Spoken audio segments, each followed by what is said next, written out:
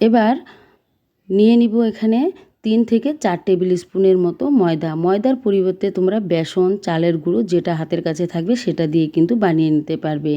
দিয়ে দিলাম পরিমাণ মতো লবণ, আর অল্প পরিমাণ দিয়ে দিলাম ধনেপাতা কুচি আর অল্প আদা কুচি। আদা কুচিটা কিন্তু অবশ্যই দিবে, তাহলে খেতে ভালো লাগবে। হাফ টেবিল স্পুন দিয়ে দিব জিরার গুঁড়ো, হাফ টেবিল স্পুন দিয়ে দিব ধনিয়ার গুঁড়ো, হাফ টেবিল স্পুন দিয়ে দিব আমি লঙ্কার গুঁড়ো, আর হাফ টেবিল স্পুন দিয়ে দিচ্ছি গোলমরিচের গুঁড়ো, হাফ টেবিল স্পুন দিয়ে দিব হলুদের গুঁড়ো।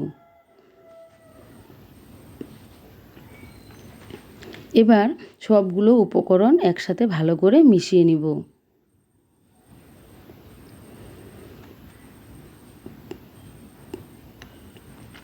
শুকনো অবস্থায়